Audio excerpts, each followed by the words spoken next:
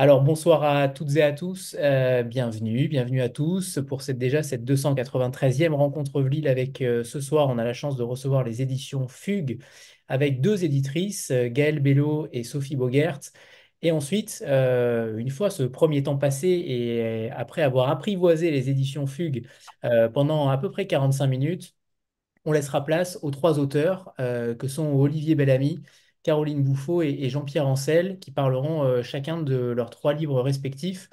Mais avant ça, on a envie de faire connaissance avec cette nouvelle maison d'édition indépendante, Vlil étant une plateforme qui permet aussi de mettre en avant ces maisons d'édition indépendantes qui ont plus de difficultés parfois à se faire entendre dans les médias. Eh bien, c'est le moment pour Sophie et Gaël. Cette maison d'édition a été créée en 2022, donc extrêmement récemment, et le nombre de titres par an est plutôt restreint. Ça prouve une grande qualité pour ces derniers. J'aimerais que vous nous parliez déjà de votre parcours à chacune d'entre vous, notamment dans le milieu de l'édition. Vous avez travaillé chez Bûcher-Chastel, qu'on aime bien par ici, puisqu'on reçoit régulièrement des auteurs de cette maison. Racontez-nous ce parcours qui a façonné ensuite cette création de la maison d'édition Fugue. Je veux bien commencer. Vas-y, vas-y, je t'en prie. Eh bien, pour commencer par le commencement, moi j'ai fait des études de philo et puis je suis rentrée dans l'édition tout de suite après ces études. D'abord chez Fleurus où j'ai fait un petit peu de jeunesse et puis très vite chez Bûcher-Chastel puisque j'y ai passé 15 ans avant de les quitter et de fonder Fugue avec Sophie Bogart. Euh, Chez Bûcher, je dirigeais la collection de livres sur la musique et mon premier livre a été avec Olivier Bellamy, qui est ici encore. Là, c'était la biographie de Martha Argerich.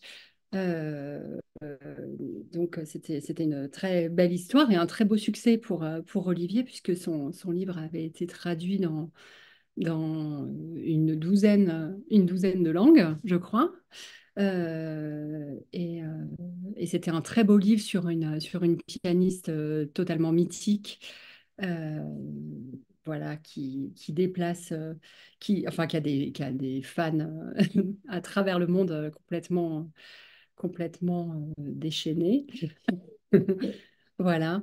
Et puis, en plus de la collection musique, je m'occupais d'une autre collection qui s'appelait Les auteurs de ma vie, où on demandait à des grands écrivains d'aujourd'hui d'écrire sur un grand écrivain classique qui a beaucoup compté pour eux. Donc, de livrer une sorte de petit essai suivi d'une anthologie de textes. Voilà. Et donc voilà mon parcours dans l'édition avant de fonder Fugue. Et c'est chez Bûcher-Chastel que j'ai rencontré Sophie. Absolument. Voilà. On a été voisines de bureau pendant quelques temps avant de se mettre à travailler ensemble. Alors moi, j'ai fait des études de lettres, de lettres modernes, assez classiquement. Et ensuite, j'ai passé la grecque et donc j'ai enseigné pendant quelques années, pendant 5 ans. J'ai été prof de français, voilà, en lycée. Euh, et puis, euh, de fil en aiguille, j'ai un peu migré vers la recherche, principalement la critique littéraire, puisque j'ai travaillé pendant plusieurs années sur Marguerite Duras et sur un aspect assez particulier de son travail qui était ses brouillons en fait. J'ai travaillé beaucoup dans ses archives qui sont déposées à l'IMEC, à l'Institut Mémoire de l'édition contemporaine. Donc voilà, j'ai farfouillé, étudié ces brouillons, ces ratures pendant plusieurs années et j'ai contribué à éditer notamment un certain nombre de ces textes inédits. Et c'est comme ça que je suis passée du côté de l'édition, parce que voilà, ça a fait Tu une... as participé à l'édition aux Pléiades de Marguerite Duras, quand Aussi, même. absolument. Voilà. Tout à Mm. fait, notamment. Ouais, ouais, absolument, en Pléiade. Donc ça, c'était la version édition, mais côté critique littéraire, en fait. Mais pour le côté plus éditorial, à proprement parler, j'ai établi le texte des cahiers de la guerre, donc ces cahiers que Duras a écrits pendant la guerre, voilà, qui contiennent en fait en germe, enfin, qui sont la matrice de toute l'œuvre à venir. Il y a la première version de l'amant, la première version de la douleur, auteurs, etc. Donc c'était passionnant et surtout c'était mon premier vrai travail éditorial puisque c'est paru chez POL, aux éditions POL en 2006, je crois. Donc ça fait un bail. Mais voilà, c'est à ce moment-là que j'ai vraiment mis les mains dans le travail éditorial et que j'ai trouvé ça formidable. Et donc voilà, ensuite je suis rentrée dans le groupe Libella dont fait partie Buchet-Chastel où j'ai travaillé un petit moment aux éditions Les Cahiers dessinés avec Frédéric Pajac. Donc là, c'était du livre illustré, du livre d'art. Et puis ensuite, avec une autre comparse de Buchet, j'ai créé la collection de littérature française qui s'appelait Qui vive, voilà, en 2011 et qui a duré jusqu'à 2020. Donc, on a publié une quarantaine, un peu plus de 40 titres, 40 romans français dans cette collection-là, ensemble. Donc, voilà, c'était un autre binôme, mais c'était déjà un duo éditorial. Et puis, bah, je boucle jusqu'à aujourd'hui. On a quitté Buchet-Chastel et Libella ensemble en même temps, début 2020.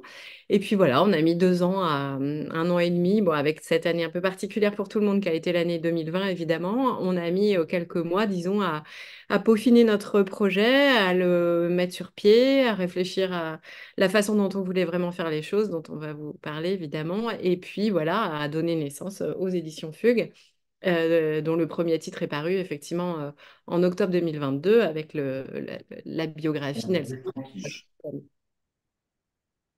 Alors, Voilà. ne vous inquiétez pas, on va avoir souvent, à mon avis, des apparitions de Jean-Pierre Ancel. Mais Jean-Pierre, Il va soyez pointer son museau patient. régulièrement. Vous Jean- m'entendez? Oui, on vous entend, Jean-Pierre. Ah, désolé de vous interrompre, hein. Normalement, vous devriez me voir, mais je ne sais pas trop comment on fait. Mais attends, Pas c'est comme ça. encore. Et la caméra ne peut pas se. On On vous n'a pas. reprend tout à l'heure, Jean-Pierre. D'accord, d'accord. À tout à l'heure. Excusez-moi. Oui, donc Alors, S'il n'y a pas de caméra, ça sert à rien. voilà, ça devrait être bon. Euh, oui, alors tout vous conduit jusqu'à cette création, notamment de l'agence éditoriale Les Fugueuses, qui est ensuite en lien avec les éditions Fugues. J'aimerais que vous nous racontiez aussi cette aventure, puisque vous n'êtes pas qu'éditrice. J'ai l'impression que vous avez un nombre de casquettes dans le monde de l'édition qui est monumental. Comment vous arrivez à vous organiser avec toutes ces thématiques que vous gérez, que ce soit de la correction, que ce soit de l'édition, que ce soit du conseil. On parlera ensuite également de l'audio qui a une grande importance dans votre catalogue. Mais précisément, comment s'est créée cette maison-là en lien avec l'agence éditoriale Les Fugueuses? Et justement, c'est ça qui nous a pris un peu de temps à concevoir, à mettre sur pied, c'est le modèle économique et la stratégie globale de Fugue et des Fugueuses. Voilà, donc effectivement, vous avez mis le doigt tout de suite sur la clé du succès, enfin, en tout cas de notre fonctionnement, qui est, voilà, il y a le recto, c'est les éditions Fugue, c'est notre vocation première et principale, évidemment, et le verso, c'est les Fugueuses, donc une agence dans laquelle on fournit un certain nombre de services autour de la transmission du livre et de la lecture. Donc, principalement de la médiation culturelle, en fait. C'est-à-dire que dans ce cadre des fugueuses, on organise notamment, enfin voilà, on a réalisé et on réalise encore un certain nombre de missions pour le compte de la région Île-de-France notamment. Et donc, dans ce cadre-là, on a organisé des lectures à voix haute de textes littéraires, pas des livres de fugue, hein, je précise, plutôt des classiques ou voilà, des textes plus contemporains, mais des grands textes de la littérature mondiale à destination des lycéens, lus par de très grands comédiens qui se rendent dans les lycées d'Île-de-France comme ça, à la rencontre des élèves et des classes pour des moments de lecture à voix haute partagée, parce que c'est des ateliers, c'est-à-dire que il y a d'abord un moment très intense en général de lecture par le comédien et puis ensuite le comédien fait travailler, aide les lycéens à travailler eux-mêmes l'expression orale et l'appropriation des textes comme ça par la voix et par la lecture à voix haute. Voilà. Oui, moi, ce que je voulais dire, c'était qu'au départ, hein, en fait, notre idée à Sophie et à moi, ça a été quand même tout de suite d'essayer de faire une maison d'édition, mais on avait dans la tête tout comment dire, toutes Les mises en garde. les mises en garde, voilà, de nos amis qui nous disent, enfin, dans l'édition, enfin, on se dit c'est vraiment une folie que de créer une maison, on ne peut pas vivre avec. Or, on avait besoin de vivre, de pouvoir se rémunérer, enfin, Sophie et moi, donc on ne pouvait pas faire quelque chose qui soit complètement fou. Et on a mis un an effectivement à bâtir cette espèce de concept hybride où on fasse la maison. Et puis à côté, il y a beaucoup de petits éditeurs qui sont à côté, soit profs, soit libraires, soit qui ont en fait une autre activité qui leur permet de démarrer doucement la maison d'édition jusqu'à ce qu'elle tienne toute seule sur ses pieds. Mais il faut quand même quelques années et ça on le savait. Voilà.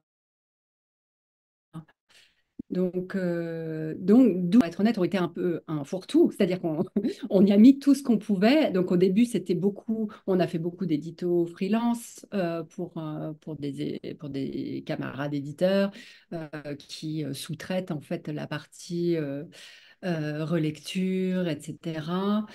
Enfin, on a fait plein de choses diverses. On a donné des formations sur comment être éditeur, etc.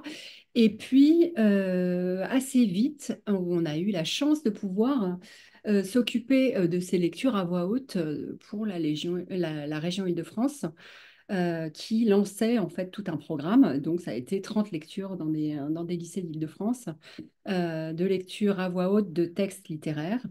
L'idée étant vraiment de susciter, enfin de parler de littérature autrement qu'on ne le fait en cours de français, et donc de renouer avec un plaisir de la lecture qu'on a un peu naturellement quand on est enfant et que quelqu'un vous lit une histoire, votre père ou votre mère vous lit une histoire avant de vous coucher, et qu'on perd à l'adolescence, les parents cessent de raconter des histoires. Et, euh, et voilà. Et en fait, pour nous, ça a été au départ, euh, au départ, on savait que ça nous plairait, mais on ne pensait pas que ça nous plairait autant. C'est-à-dire qu'on a été vraiment très, très impressionnés par le pouvoir qu'a un comédien dont c'est le métier quand il lit un texte littéraire, qui est un bon texte littéraire, l'effet que ça fait à des jeunes gens qui n'ont pas l'habitude de lire de la littérature contemporaine quand même, eh bien ça marche. Même si le texte est difficile, euh, Il y a eu des lectures de Proust, des lectures de Moby Dick, et des ouais, lectures de Giono, de Maupassant. Bon, ça, c'est plus accessible, mais voilà, qui ont formidablement marché de manière parfois assez insoupçonnable. C'est-à-dire qu'on ne peut pas dire qu'on arrivait devant un public conquis à chaque fois. C'est le moins qu'on puisse dire.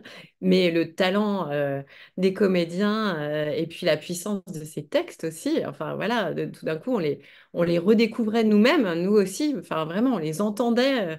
Et c'est vrai que pour des éditeurs, c'est un peu comme des auteurs parce que voilà, on a un travail qui est multiple, qui est très varié, etc. Mais on travaille quand même dans notre bureau principalement et on travaille sur des textes, on est tout seul avec les textes, on se dit que on espère qu'ils vont trouver leur lecteur, qu'ils vont que toucher ce les gens. titre-là a du sens Oui, quand qu'on ne fait même. pas ça tout à fait en vain ou pour se faire plaisir nous-mêmes. Et là, tout d'un coup, de voir en direct l'effet produit par le texte littéraire sur des jeunes gens en plus, c'est vraiment magique. Alors, on va revenir peut-être déjà sur le nom de la maison. Quand on crée une maison, on ne pense pas déjà à fuir et à fuguer. Pourquoi cette invention de nom Fugue Édition, ça interpelle clairement. Qu'est-ce qui vous plaît tant dans ce nom de maison? Ben, il y avait un double sens qui nous a C'est Sophie qui vraiment l'a trouvé. Je voudrais le dire, lui rendre à César. rendre à César. Non, c'est Voilà. vrai que le nom continue de nous plaire et de nous amuser. Bon, il y a dans enfin, les fugueuses, c'est un petit clin d'œil aussi. Enfin, voilà, il y a quelque chose d'un peu, d'un petit trait d'humour qui nous plaît bien. Mais En réalité, tout ça, c'est très sérieux. C'est-à-dire que le double sens nous plaît et nous ressemble, j'espère. C'est-à-dire que on va en venir à la question de la ligne éditoriale de Fugue, mais voilà, elle est effectivement double. Il y a d'une part un pan musical et d'autre part un pan littéraire. Et donc, la Fugue, évidemment, c'est cette forme musicale bien connue et c'est aussi sur le plan de la littérature, en effet, l'évasion, l'échappée, l'audace, et puis le fait de s'inventer son propre chemin en dehors des sentiers battus. Donc tout ça, on se reconnaît dans toutes ces acceptions du mot. Alors, vous avez dit le mot quasiment interdit pour certains éditeurs, la ligne éditoriale. Nous Certains aussi. n'aiment pas. Certains n'aiment pas parler de ligne éditoriale. D'autres en parlent de manière plutôt classique. Là, pour le coup, vous avez dit double. Il y a peut-être trois collections finalement. Littérature, musique, artiste. Comment vous avez organisé ces trois pans dans votre catalogue? Comment répondre à ça? Il y avait une forme d'évidence aussi, il faut quand même dire ce qu'il y a. On n'a Une pas forme de non plus, continuité, oui, voilà. voilà, de Mm. continuité avec ce qu'on aime faire et ce qu'on fait depuis des années l'une et l'autre. C'est-à-dire que, voilà, moi j'ai toujours été éditrice de littérature française, je continue à l'être, et Gaëlle d'ouvrages sur la musique classique et jazz, et elle continue à l'être. Donc ça n'avait rien de très audacieux pour le coup. Et c'est aussi une envie de continuer à travailler avec des gens comme Olivier, évidemment, qu'on connaît depuis longtemps et avec qui on aime travailler et on s'entend littérairement, enfin, voilà, sur le plan du livre éditorial. Donc voilà. Et la troisième collection n'a pas encore pris corps. Elle n'est pas incarnée dans des titres publiés, mais on espère bien que ça n'est que partie remise. Et effectivement, voilà, elle témoigne de notre ancrage aussi enfin, de notre intérêt, notre goût pour le spectacle vivant et pour la dimension du contact vivant et direct entre les différents arts, les différentes disciplines artistiques et un public qui est là au présent pour les recevoir. Et concernant justement cette ligne éditoriale, vous êtes plutôt ouverte à tous les genres finalement.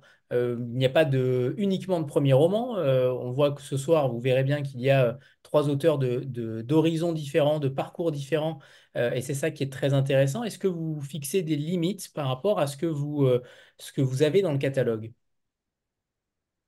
Alors, en littérature, peut-être que vous parlez principalement de la littérature, je ne sais pas Oui, oui. quel voilà, domaine votre question recouvre. Des limites, non, je ne le dirais pas dans ces termes-là. Disons que au-delà de notre goût personnel, intime, qui est évidemment qui préside aussi au choix, enfin on peut pas le nier, c'est aussi une affaire de subjectivité et de personnalité littéraire, je dirais, l'édition. Mais au-delà de ça, on se demande chaque fois si à quoi ça sert? À quoi ça sert? Parce que, enfin voilà, il y a trop de livres, hein.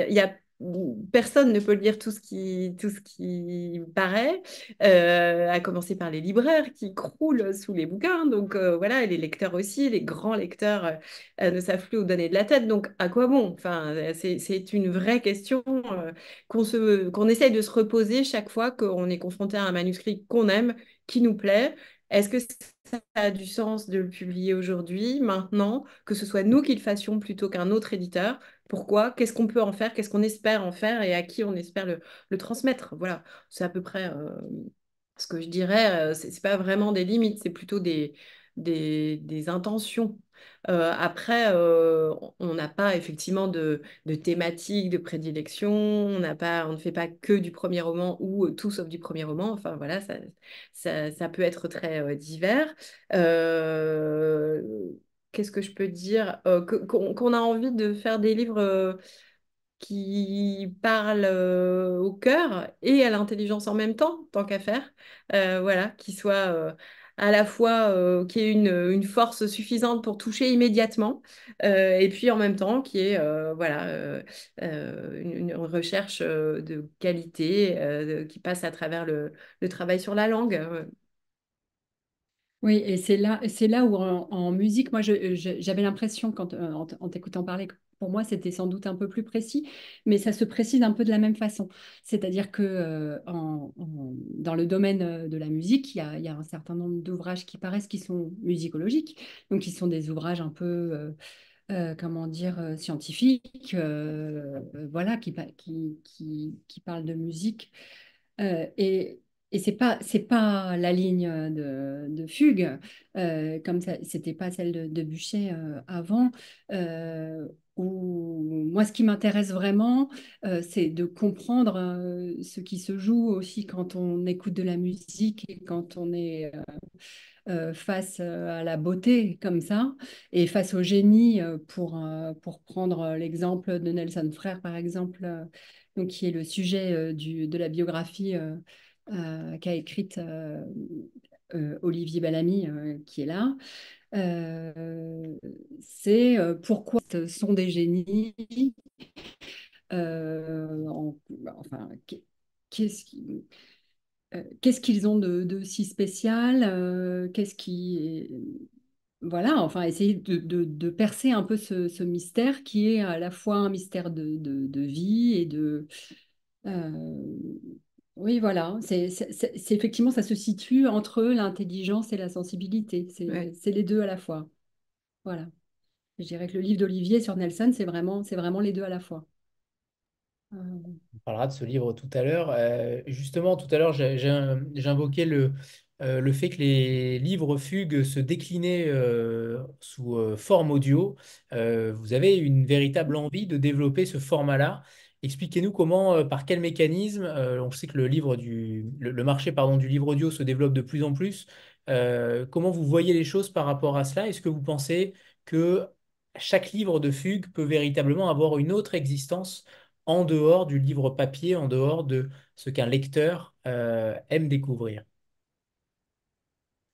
Euh, alors, pour répondre pratiquement, je pense pas tous les livres de fugue, parce que là, par exemple, on vient de faire paraître enfin, à l'automne, un livre qui s'appelle Le Monde de Bach, qui est un abécédaire, un peu une promenade écrite par le grand spécialiste français de Bach qui s'appelle Gilles Cantagrel, qui a une plume euh, qui lui permet comment dire, d'être à la fois très précis sans jamais être docte, etc. Là, en l'occurrence, ça se prête pas vraiment à la matière d'un livre Bah, audio. disons qu'il faudrait avoir beaucoup, beaucoup, beaucoup de temps pour l'écouter quand même, hein. C'est long d'écouter un livre audio et Et là, puis, c'est un les livre dans 600 lequel on a pages. envie de se promener Ouais. pas par ordre alphabétique. Enfin, voilà, on a envie de pouvoir l'ouvrir, etc. Donc, un dictionnaire, ça marche pas, en vrai. Ça, c'est la limite. En revanche, celui d'Olivier, ça marchait très bien. C'est une biographie qui se lit comme un roman. Et Olivier l'a enregistré. Et donc, voilà, ça a été notre premier livre audio. Donc en fait, c'est vrai que pour nous, ça a été, ça fait partie du projet de départ, le fait de donner une autre vie, comme vous dites, à certains de nos titres, donc sous cette forme-là, toujours, je pense, dans cette quête de la vie. Parce que qu'est-ce qu'il y a de plus vivant que la voix? Enfin voilà, ça rend le texte présent d'une manière unique. Et donc, c'est une forme d'incarnation de la littérature qui nous plaît beaucoup. Et voilà, enfin, on peut retrouver ça dans ces lectures à voix haute dont on vous parlait, ce travail des comédiens, etc. Donc, il y a une cohérence en termes de sensibilité, là encore, et en termes effectivement de marché. Alors là, c'est plus concret et spécifique comme question.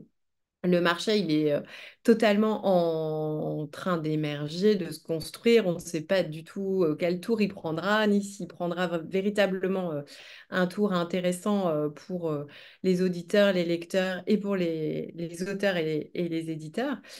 Donc, c'est un peu un pari. Voilà, qu'on a envie de faire, qu'on a envie de tenir. Donc, on se professionnalise en la matière. On s'est formé nous-mêmes à l'enregistrement, à la lecture de livres à voix haute, non pas particulièrement, parce que comme vous le disiez, ça commence à faire effectivement beaucoup de casquettes, mais on avait envie de mettre les mains vraiment dans la dimension concrète de ce travail-là. Donc le fait d'avoir été de l'autre côté du micro, ça nous aide aujourd'hui à mieux comprendre, à mieux entendre ce qui se passe quand on fait travailler des comédiens.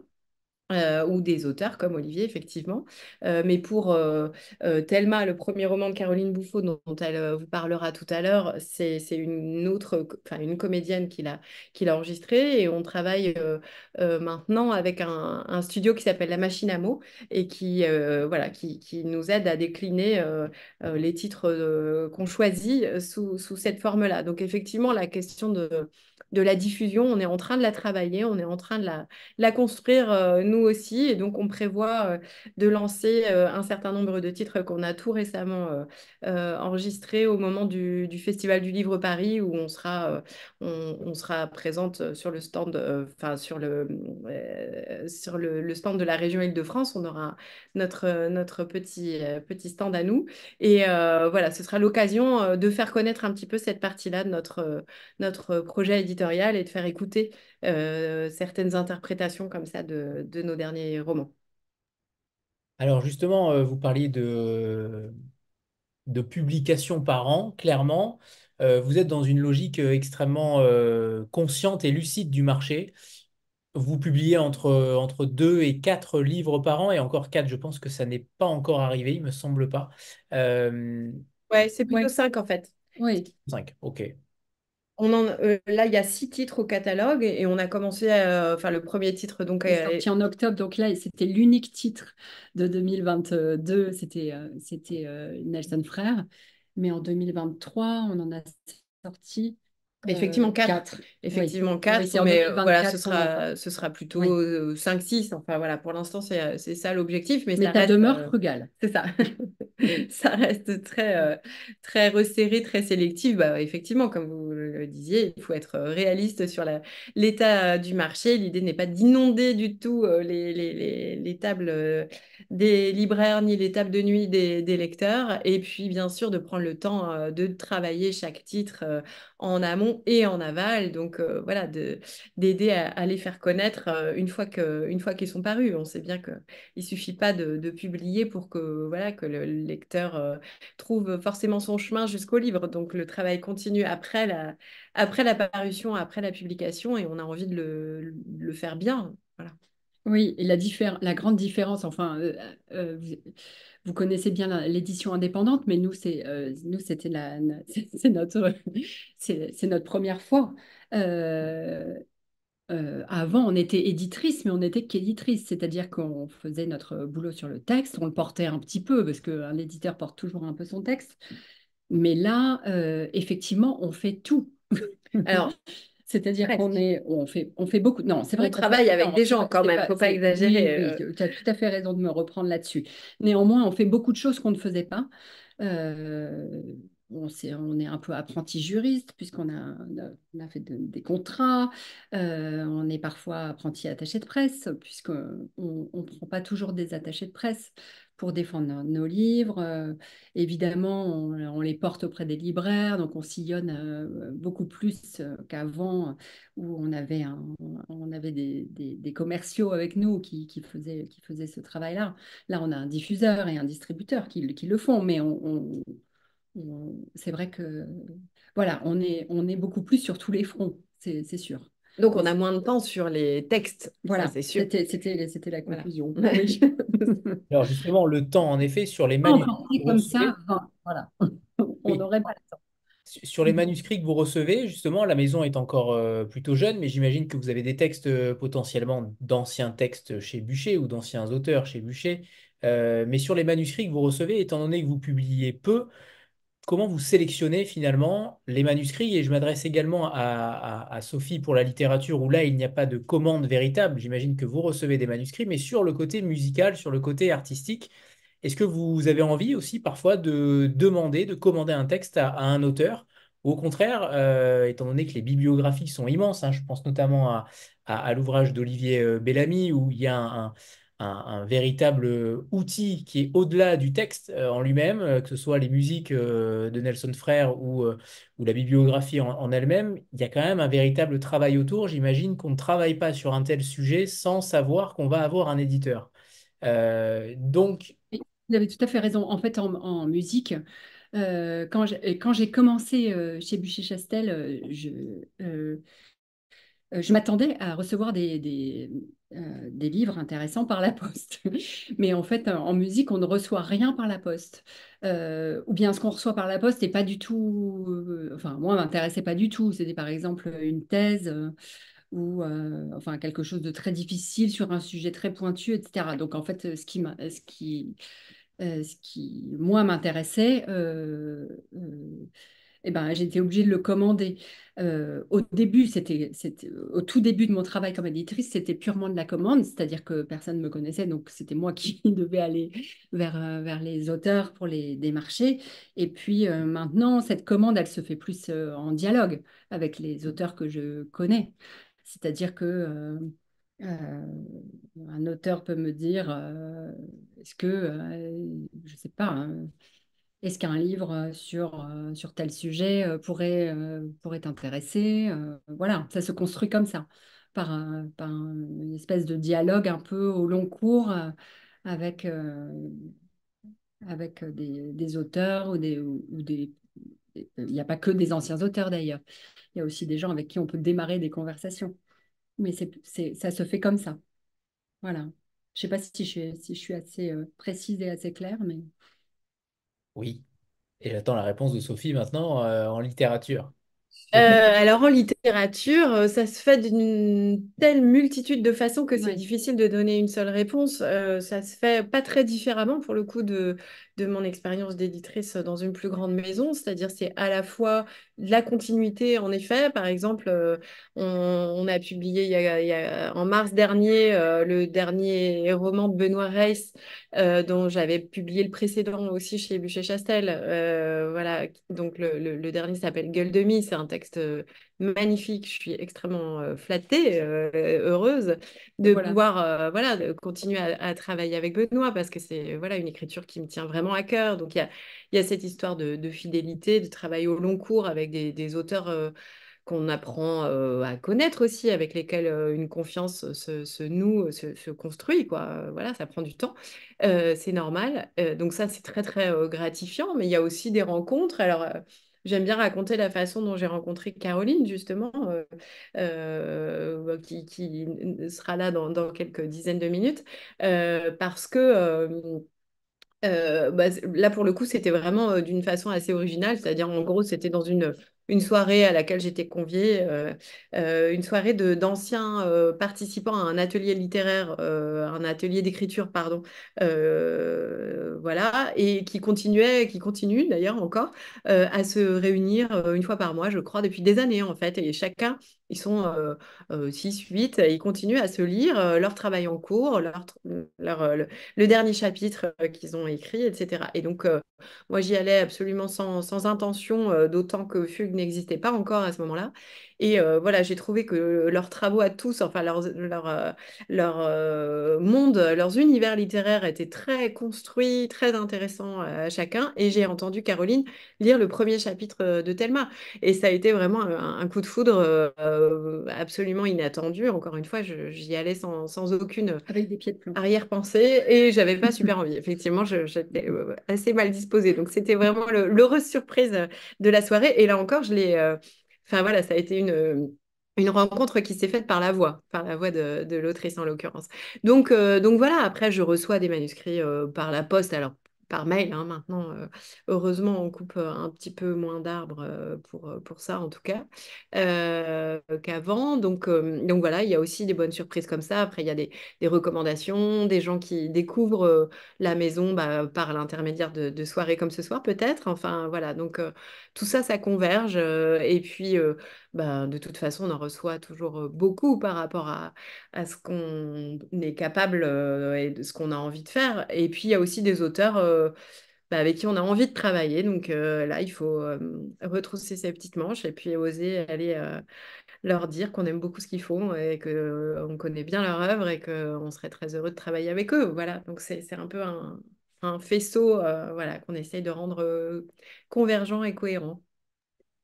J'avais une dernière question avant qu'on parle peut-être des auteurs qui ne sont pas là ce soir. Donc, vous avez évoqué Benoît Reiss et c'est parfait. Et on parlera aussi de Clémence Renard, peut-être ces deux ouvrages-là, puisqu'on a parlé du monde de Bach, que vous puissiez aussi pitcher ces deux livres. Mais avant ça, j'aimerais que, étant donné que vous êtes sur différents fronts, j'ai l'impression que vous êtes des superwoman de l'édition. Est-ce que, j'imagine, vous avez déjà pensé aux poches? Je suis persuadé que c'est dans un coin de votre tête. Comment vous allez imaginer aussi la suite pour ces livres-là? Je pense notamment à Thelma de Caroline Bouffot. Je ne suis pas sûr qu'il soit sorti en poche dans une autre maison. J'ai un doute maintenant, mais il ne me semble pas. Est-ce que vous avez aussi une vision sur ce format-là? Est-ce que vous comptez créer une collection poche, peut-être, dans quelques années, bien sûr, pas encore, mais au sein même de la maison? Il ne nous a pas échappé, en effet, que beaucoup de maisons d'édition indépendantes avaient fait ce choix de créer leur propre collection de poche pour des raisons économiques qu'on conçoit aisément, qu'on trouve très malignes d'ailleurs. Donc, en effet, peut-être que la question aura du sens pour nous d'ici quelques temps. Je pense que là, elle est un peu prématurée pour le moment. En revanche, on travaille avec... on disait tout à l'heure qu'on n'était pas seul quand même, hein, on n'est pas des superwoman en vrai. Et donc, voilà, on s'entoure enfin, on est très bien entouré. Il y a beaucoup de gens avec qui on apprécie beaucoup de travailler. Et donc, notamment, en l'occurrence, l'agence So Far So Good, qui est notre agence de cession de droit, qui s'occupe des sessions poche, des sessions étrangers ou des sessions audiovisuelles. Donc, il y a eu une traduction du livre d'Olivier au Brésil, qui est paru il y a quelques jours, là. Ouais, Ouais. c'est ça, qui a déjà une Mm. super presse. Mais oui. Thelma n'est effectivement pas encore parue en poche, mais on espère bien que que ce sera le cas. L'autrice est en train de rentrer dans la pièce. Vous voyez un peu voilà, la magie du direct. Je vous assure que c'était pas calculé. Voilà. Et en revanche, il y a une offre qui a été faite sur Thelma pour une possible adaptation audiovisuelle. Donc évidemment, ça reste très, très incertain. On sait bien qu'il y a beaucoup, enfin voilà, la plupart des offres n'aboutissent pas forcément, mais on a envie d'y croire quand même. Donc voilà, il y a effectivement d'autres vies que le grand format pour nos titres. Alors, j'aimerais que vous nous parliez justement de ces deux titres que j'ai évoqués tout à l'heure, Dans l'œil de la tempête de Clémence Renard et peut-être Gueule de Mie de Benoît Reiss. Qu'est-ce que ces deux titres veulent dire également dans le catalogue? La cohérence est totale, j'imagine aussi. Ben, on essaye. Bon, après, c'est pas une science exacte non plus, hein, heureusement. Il faut quand même laisser aussi une part non pas du tout à l'improvisation, mais une forme de spontanéité, justement, de possibilités de coups de cœur et voilà, de choses qui se produisent sans qu'on les avait forcément préécrites et calculées très longtemps à l'avance.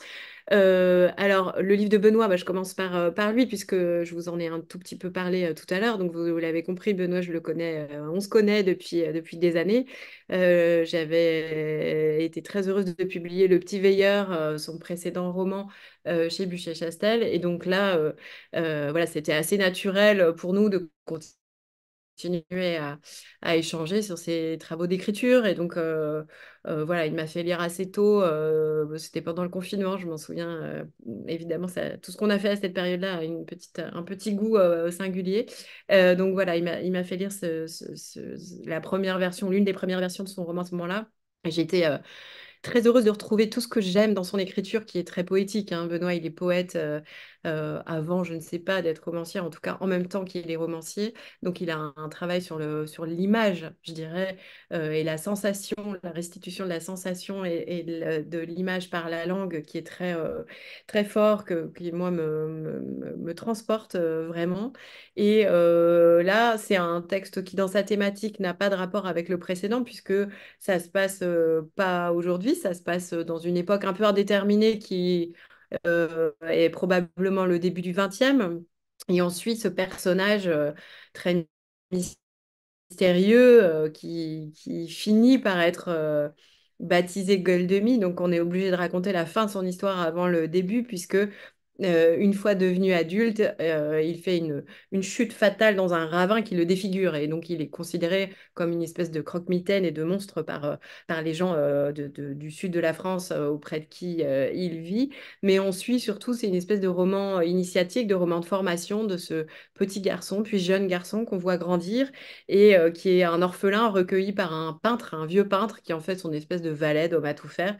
Et donc ce jeune garçon apprend la vie en même temps que la peinture et donc il a un rapport extrêmement sensitif, sensuel et visuel à la nature, notamment au monde qui l'entoure. Et donc, voilà, il lui arrive tout un tas de choses à ce jeune homme qui est un garçon qui n'est pas allé à l'école, qui n'a aucune éducation et donc qui est un petit peu sans mots. Ça, c'est quelque chose, je crois, que Benoît fait très bien évoquer alors que lui-même est poète ou parce que lui-même est poète, je ne sais pas, mais justement des personnages qui ont un rapport au monde qui passe pas forcément par le langage, mais qui est vraiment très immédiat, très dans la vision, la sensation. Et donc, notamment ce jeune homme une fois devenu gueule de mie, recueille un nourrisson abandonné qu'il trouve comme ça dans la forêt et en prend soin.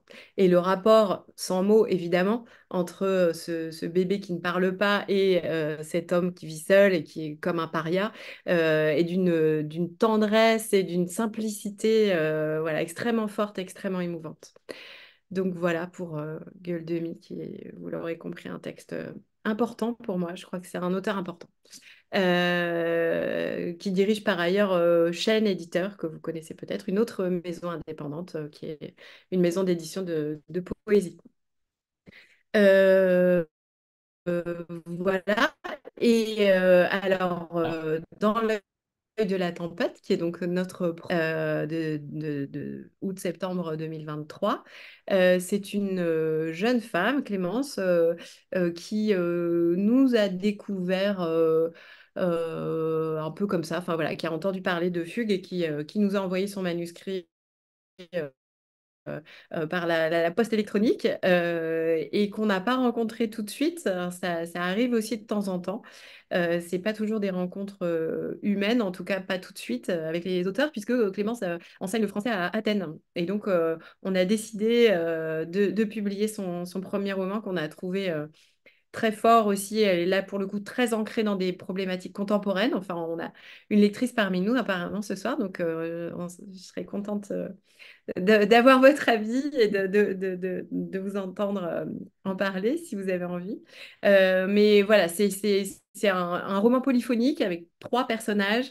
Ça se passe à Chicago pendant que une tempête, un cyclone est en train de déferler sur la ville. Et donc, ces trois personnages qui ne se connaissent pas vont chacun vivre leur propre obsession, en fait, aller au bout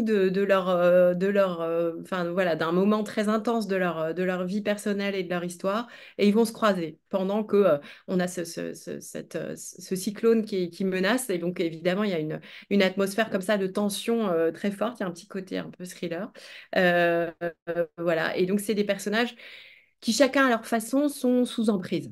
Voilà, ils sont prisonniers de quelque chose ou de quelqu'un ou d'une relation ou voilà, d'un rapport à eux-mêmes dont ils essayent de s'échapper et de s'émanciper. Donc c'est aussi une histoire de fugue peut-être, en tout cas voilà, de recherche, de quête de soi et de quête de son identité, de sa liberté.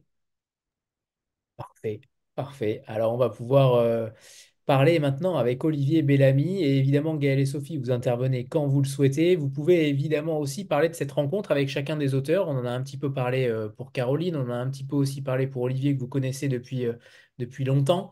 Olivier, bonsoir. Est-ce que c'est... Bonsoir Anthony. Bonsoir. Alors, vous êtes journaliste, écrivain, bien entendu. Vous avez animé pendant de nombreuses années une émission sur Radio Classique. Vous êtes un spécialiste de la musique et peut-être de l'art en tout genre. Vous avez écrit différents livres, notamment Le Dictionnaire amoureux du piano et Un hiver avec Schubert, et également une biographie de Martha Argerich qui a été traduite dans différentes langues.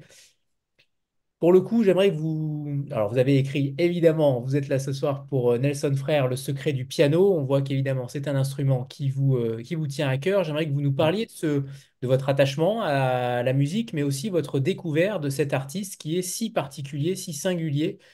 Comment vous l'avez découvert concrètement? À quel moment de votre vie vous avez fait la connaissance de Nelson Frère? J'ai fait la connaissance de Nelson Frère euh, quand j'ai dû l'interviewer. En fait, j'essaie de me rappeler parce que comme c'est comme les personnes importantes, on a l'impression de les avoir toujours connues et fréquentées. Je crois que la première fois, je suis allé à la Roque d'Enterron et il donnait un concert donc au festival de piano de la Roque d'Enterron. Et j'y allais pour le monde de la musique. Et tout le monde m'avait dit, oh là, tu verras, c'est très difficile d'interviewer Nelson Frère. Comme il jouait avec Martha Argerich, qui ne donnait pas non plus, qui ne donne pratiquement pas d'interview. Et ça s'est très bien passé avec Nelson. J'ai pu aussi commencer à approcher Martha, qui m'a reniflé de loin. Mais euh, avec Nelson, donc, il m'a tout raconté.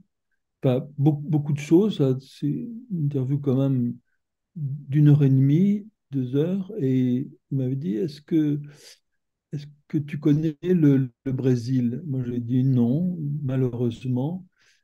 Il m'avait dit, tu devrais y aller parce que tu as le rythme brésilien. Alors, cette chose m'a toujours paru. Alors, j'étais, mais vous dites que vous avez le rythme brésilien. Ben, c'est comme si un Anglais vous dit que vous avez de l'humour, quoi. C'est vraiment quelque chose de fantastique.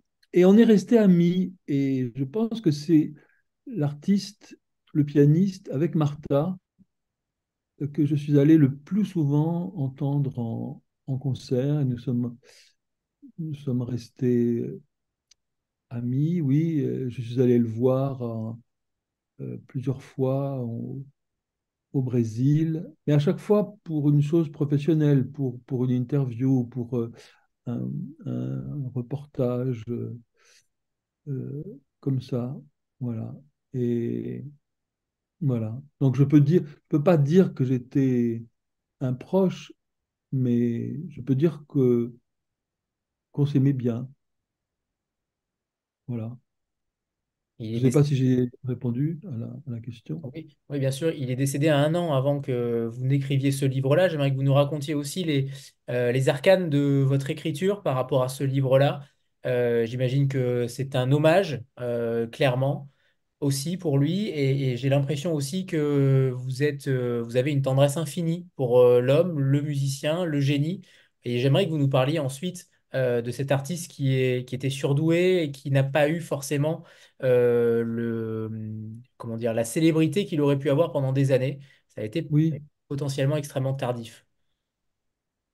oui, mais j'ai l'impression que c'est toujours un peu les livres, c'est toujours des.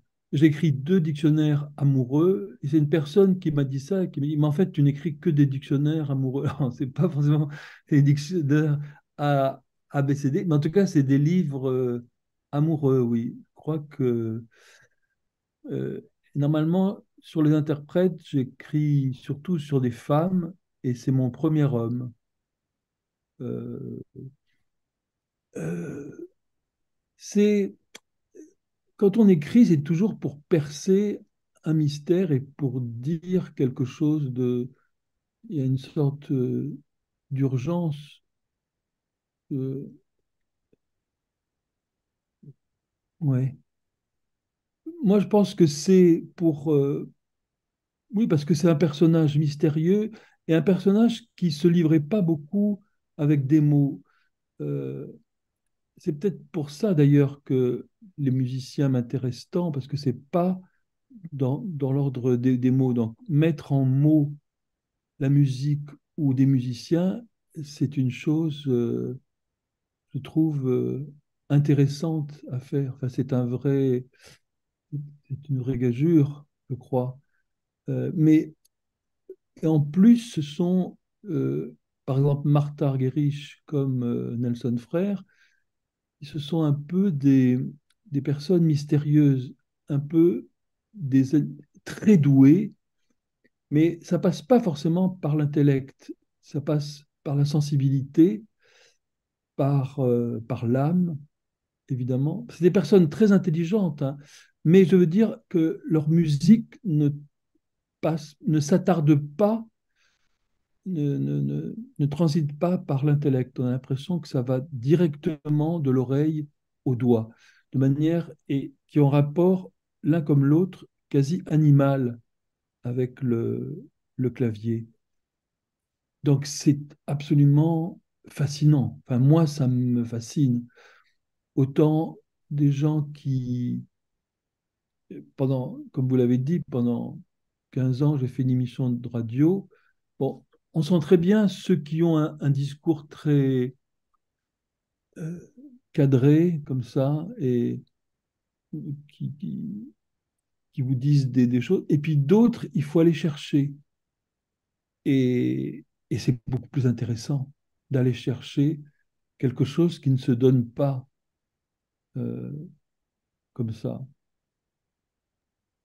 Et c'est vrai il était plutôt mutique face aux caméras, face aux interviews. Comment on l'explique, cette personnalité? Comment on Mais l'explique? moi, c'est drôle parce que j'ai jamais trouvé ça. Les gens disent ça, mais moi, j'ai jamais trouvé. Avec moi, quand il était à l'aise, je crois qu'il parlait très, très facilement. Euh, mais c'était pas une question d'être ami, parce que même avec des amis qui ont essayé de l'interviewer, il riait tellement qu'il n'arrivait pas à dire un mot, comme si ça avait été pas naturel. Comme ils se connaissaient bien comme amis, il y a des gens qui m'ont raconté ça, qui avaient essayé de l'interviewer, et ça marchait absolument pas. Euh, Moi, j'ai jamais eu ce genre de problème. Donc, c'est une chance. Et à un moment donné, je lui avais dit, j'aimerais bien écrire quelque chose sur toi. Et il m'avait dit non. Il m'a dit non, non. Mais bon, et comme Martha m'avait dit exactement la même chose quand j'avais voulu, je n'ai pas perdu espoir. Je me suis dit, bon, c'est pas le moment, mais euh, attendons le bon moment. Et j'ai toujours gardé des choses, un peu des documents sous le coude. Et quand il est mort, ce qui a été une surprise vraiment pour tout le monde musical, hein, qui était frappé de stupeur, d'horreur et de chagrin, parce que c'était très brutal. Eh bien, là, je me suis dit, il le faut. Et comme j'avais fait mon premier livre qui était sur Martha Argerich avec Gaël, ça m'est apparu tout à fait naturel de faire celui de Nelson avec Gaël encore. Je trouve ça joli, quoi, normal. Symbolique. Ouais. Justement, comment vous avez composé ce livre-là après tant d'années? Comment vous avez, entre guillemets, rassemblé tous ces documents-là? Est-ce que finalement la musique vous a permis d'écrire? Est-ce que vous pouvez écrire simplement en écoutant ces morceaux?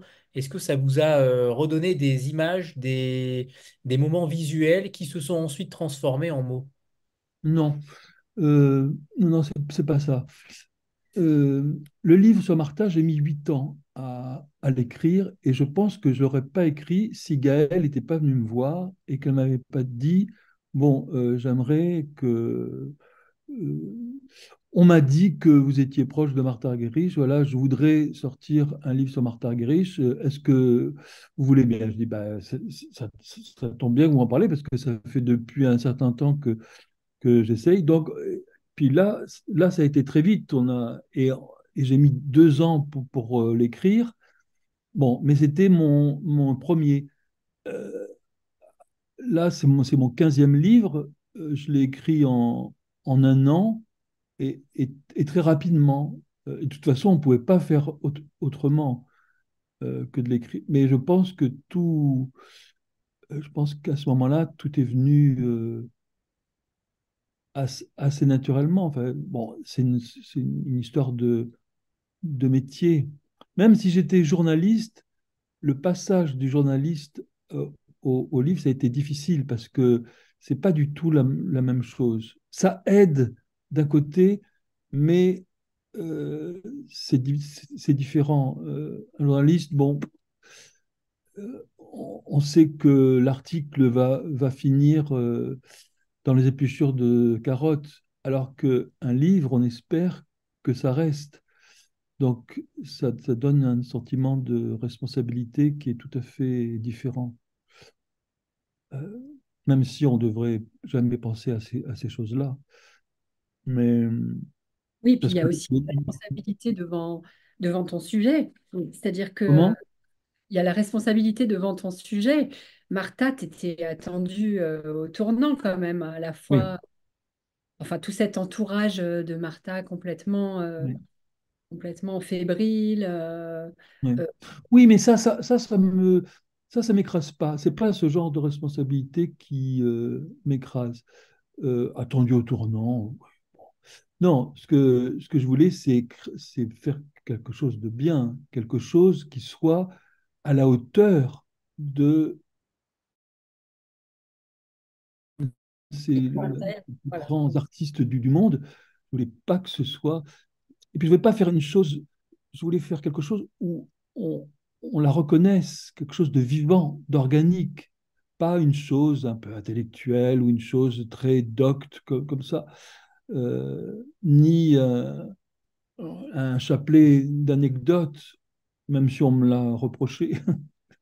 Mais parce que les personnages qui ont une vie tellement comme ça, mais bon, tu vois, l'anecdote peut être. Moi, je trouve que ça parle beaucoup. Ça te dit. Et puis, les anecdotes, il faut les relier pour que ce soit. C'est pas tout de les citer, faut les mettre en. Enfin, il faut qu'elles disent quelque chose de profond et de juste. Et surtout, je pense que la plus grande chose, c'est que ce soit un peu musical. C'est-à-dire, quand vous parlez de musique, il faut que la langue, je dirais pas poétique, mais soit un peu musicale, coule un peu comme ça, comme une chose qui se chante ou qui se parle. Enfin, il peut y avoir une alternance d'air et de récitatif, mais il faut que ça, oui, il faut que ce soit harmonieux quand même. Parfois, enfin, ça dépend ce qu'on a à dire, parce que la fin, la mort, j'ai essayé de le faire presque la plus clinique possible. Mais ça, c'est aussi très intéressant de faire raconter exactement quelque chose avec une précision diabolique et que ce soit quand même un peu mystérieux et joli. Enfin, c'est des choses qui sont intéressantes à faire, intéressantes à essayer de mettre en œuvre, quoi. Et justement, j'aimerais que vous nous parliez aussi du déclic de Nelson Frère. On pense beaucoup à ses amitiés féminines qui ont peut-être lancé quelque chose chez lui. Est-ce que finalement c'est ça, son déclic? Oui, je pense que c'est un axe fondamental. Je pense que sa mère, qui achetait le piano et qui était des deux parents, celle qui était la plus mélomane, sa sœur qui a commencé le piano, sa sœur aînée, à laquelle Nelson s'est identifié, sauf qu'elle n'avait pas un grand talent et que lui avait un très très grand talent. Ça aurait pu être le contraire, mais c'était comme ça. Et je crois que, euh, d'ailleurs, cette identification est une des explications du génie de Nelson Frère et du génie même de l'interprète. Je pense que l'interprète s'identifie totalement, comme Glenn Gould s'identifie à Bach, je pense qu'il y a quelque chose de cet ordre-là, et Et donc, il s'est identifié à sa sœur. Ensuite, il s'est identifié à ses professeurs. C'était quelqu'un qui avait beaucoup de... Et ses deux professeurs étaient deux femmes, tout passé par des femmes. Je crois que les personnes les plus importantes de sa vie ont été toutes des femmes, même si ses amours ont été plutôt masculines. Comment vous expliquez justement qu'il n'a été reconnu, et ce sera ma dernière question avant que Gaël nous lise un extrait, comment vous expliquez qu'il n'a été reconnu que très tardivement? Pourquoi le monde entier n'a pas pris connaissance de son talent avant ces 20 dernières années? Est-ce que vous trouvez que c'est une injustice? Non, je pense que c'est comme ça.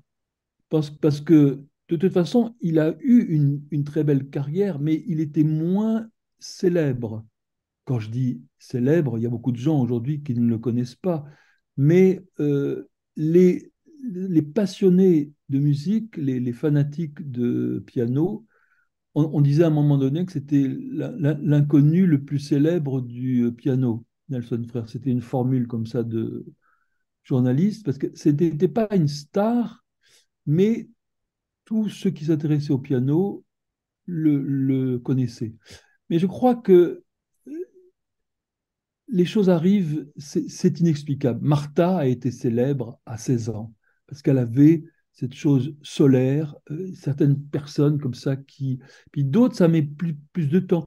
Si vous pensez à Clara Askill, immense pianiste du passé, elle a commencé à être à vivre, mais vraiment, elle c'était pareil, un génie du piano à partir de 50 ans. Et elle a eu 10 ans jusqu'à sa mort, qui était euh, accidentelle, bête. Euh, euh, eh bien, voilà. Et on peut faire un parallèle, d'ailleurs, entre... Parce que c'était une question de caractère aussi. Euh, mais le caractère de Nelson le maintenait un peu dans l'ombre, alors que le caractère de Martha, qui est aussi un caractère très difficile, mais Martha, c'est comme Milan Kundera, plus elle se cachait, plus on voulait la, la découvrir et l'entendre, et voilà. Donc, ça, c'est inexplicable. Il y a des personnes qui attirent tout de suite quand il y a Brigitte Bardot qui est dans une salle, tous les regards se tournent vers elle. Et puis il y a, je sais pas moi, quelqu'un de moins... Isabelle Huppert, je pense pas que quand elle est dans une salle, on la remarque. Et pourtant, bah, c'est une immense actrice. Merci Olivier Bellamy. Et on va donc passer à la lecture de Gaël et on fera une petite photo de groupe ensuite quand Caroline sera à l'écran pour qu'on puisse avoir les trois auteurs en même temps. Gaël, c'est à vous. Après sa mère, sa sœur Nelma, Nise, voici donc Martha. Depuis son plus jeune âge, Nelson sait que le meilleur moyen qu'on l'aime, c'est de se mettre au piano. Ce n'est pas le piano pour le piano, c'est le piano pour l'amour. Il sait aussi qu'il lui manque ce que Martha possède à profusion, un magnétisme solaire. Leurs dons sont équivalents, mais elle a le pouvoir d'attirer la lumière par sa personnalité. Il n'a pas autant de charisme, mais cache un cœur très pur. Il faut du temps, beaucoup d'intuition et de finesse pour le découvrir. Martha le sent tout de suite. La carrière, il s'en fiche royalement. Ils fuient tous deux le monde, mais sa façon à elle de fuir le monde attire le monde. Nelson est aimanté par Martha. Il copie ses gestes, ses attitudes. Il achète un grand sac comme elle. Les filles ont toujours des tas de choses à mettre dans un sac. Du rouge à lèvres, un livre, des cigarettes, une lettre, des clés. Il n'a que des partitions, mais le remplit quand même. Pas d'argent, car ils n'en ont ni l'un ni l'autre. Il la dévore des yeux. Il entre en elle, comprend tout d'elle. Martha se sent transparente avec lui. Elle aussi adore rentrer dans une personnalité, mais elle le fait par curiosité, de manière non exclusive, multiple, par jeu, tandis qu'il parle comme elle, joue comme elle, écrit comme elle. En a-t-elle peur? Non, dit-elle aujourd'hui avec défi. Il n'y a pas grand-chose qui me fasse peur. Mais cette relation l'inquiète probablement un peu, autant qu'elle l'intrigue, l'attire et l'excite. Je ne sais pas si je continue, puisqu'il faudrait continuer longtemps. Oui, un peu encore. Ah, on vous entend plus? Oui, pardon, encore un petit peu. Encore un peu. C'est parfait. Le destin s'amuse à les réunir un jour de juillet 1960, sur un quai de gare quelque part en Allemagne. Martha est myope et ne voit rien. Nelson l'aperçoit et se dirige vers elle. Une grande mèche rouge barre ses cheveux. Elle vient de Berne et lui de Vienne. Ils vont au même endroit. Nelson va voir son professeur, Bruno Zeidelhofer, qui donne un cours d'été dans un château à Brûle entre Bonn et Cologne. Elle porte justement le fameux 4711 d'Haute-Cologne. Il le reconnaît. Quand on a de l'oreille, on a aussi du nez. Martha va jouer le programme de son premier disque pour la Deutsche Grammophon à Bruno de Zeidelhofer. Peut-être est-ce Friedrich Gulda qui le lui a conseillé. Elle se rendra bientôt à Hanovre pour l'enregistrer. Ils décident de rester ensemble. Comme Nelson a préparé un concerto pour son professeur, Martha jouera la partie orchestre au deuxième piano. Il croit se souvenir qu'il s'agit du concerto de Schumann. Elle penche plutôt pour le concerto en fa mineur de Chopin. Une chose est sûre, la stupeur des autres étudiants qui la voient arriver, et l'amusement mêlé de fierté de Nelson. Imaginons Liz Taylor acceptant de donner la réplique aux essais d'un Kirk Douglas encore inconnu. Du reste, il possède la même fossette au menton. Merci, Gaël. Alors, on va attendre Caroline pour qu'on puisse faire la photo de groupe. Merci Gaël. Bonjour.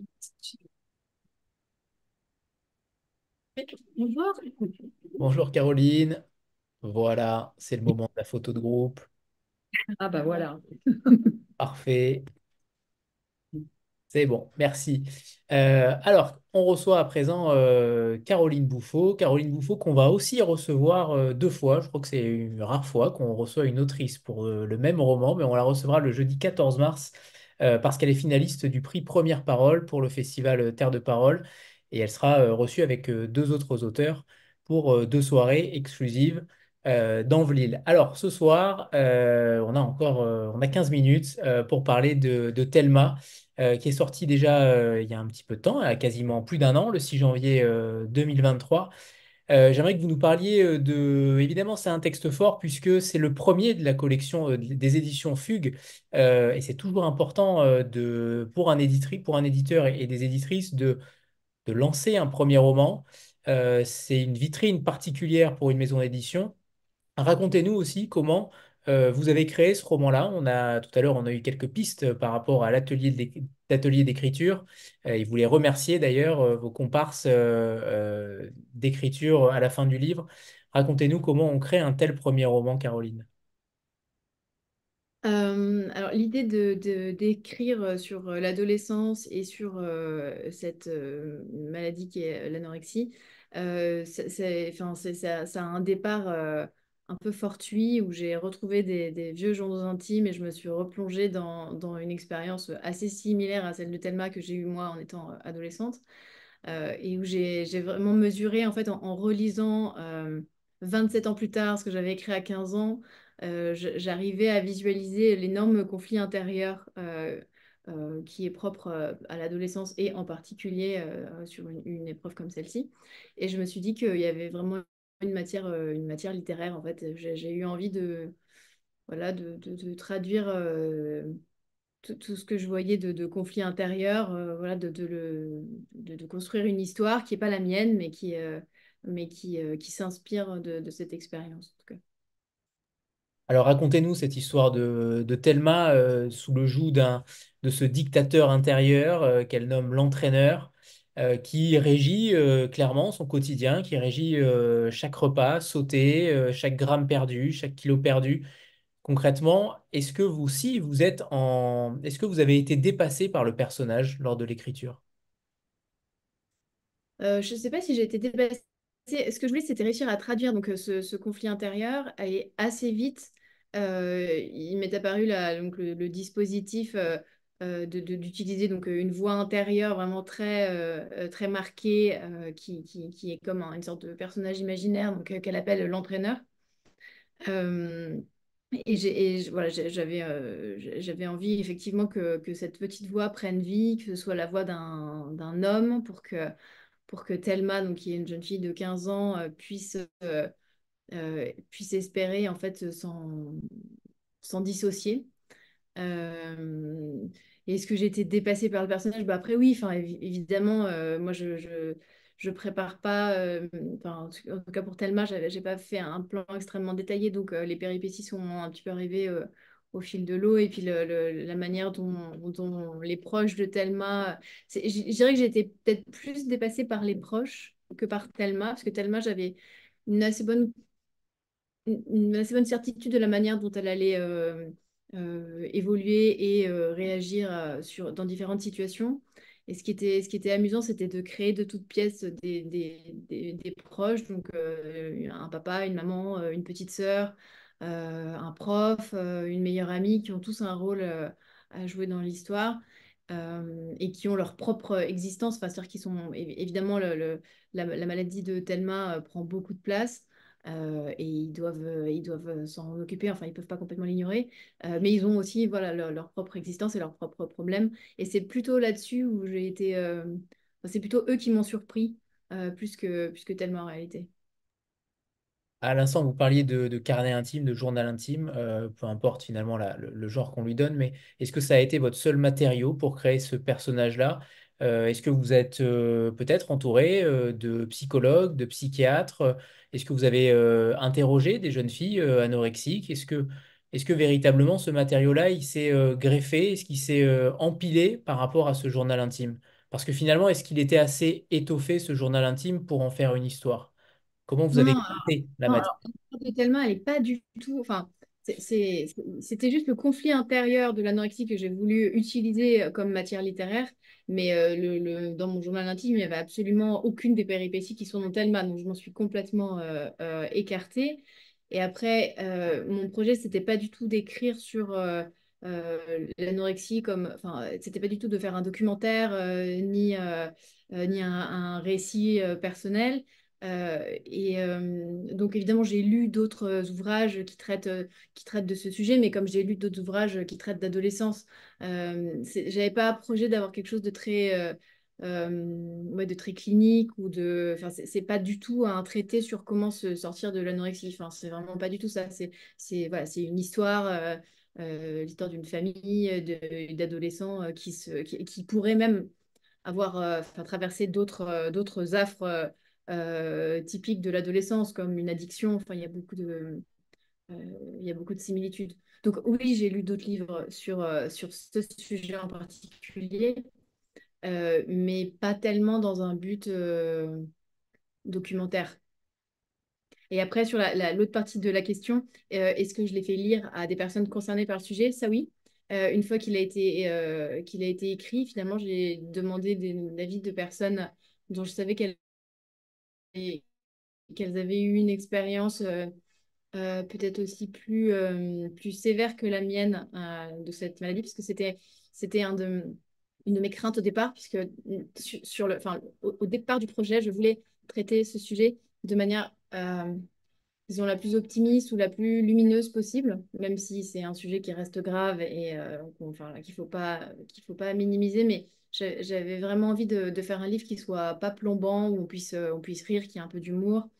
Et j'avais très peur, justement, que ça puisse heurter des personnes qui en avaient eu une expérience plus dure que la mienne. Donc, je l'ai fait lire plutôt dans ce sens-là, en fait, pour valider que c'était pas, ça ne heurterait pas si des personnes le lisaient avec ce vécu.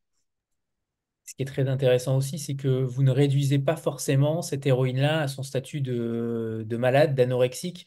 Je trouve que vous allez tellement plus loin sans expliquer forcément les sources, les racines. C'est ça aussi qui est intéressant, c'est que l'anorexie est entre guillemets en toile de fond.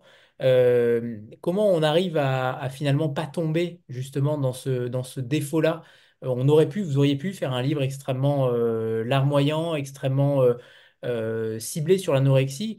Finalement, vous ne tombez pas dans le piège pour un premier roman, et ça, je pense qu'aussi peut-être le rôle des éditrices est alloué aussi, je ne sais pas, mais j'aimerais que vous nous parliez de ce travail entre vous trois, entre vous deux, je ne sais pas, mais comment vous avez façonné les choses ensemble. Quand on crée un premier roman, on sait que parfois les choses ne sont pas si simples que ça.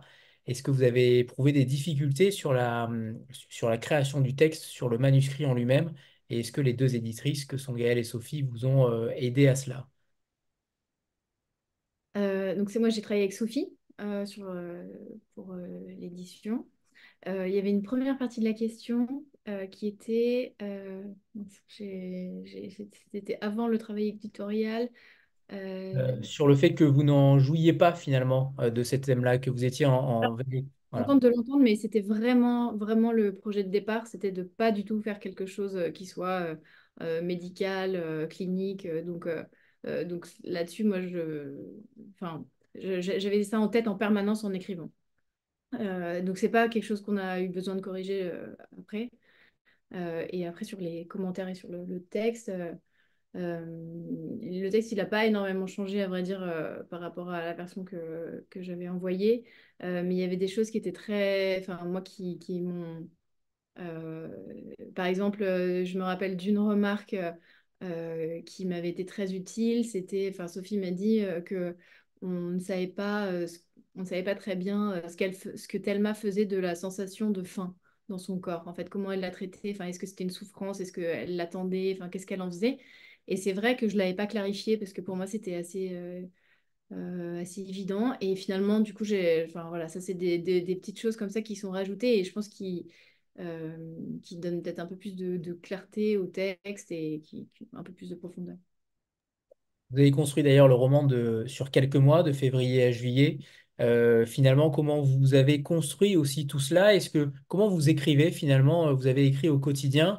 Est-ce que chaque mois était pour vous un nouveau chapitre, une nouvelle façon d'écrire Thelma, de la décrire d'une manière peut-être un petit peu plus différente?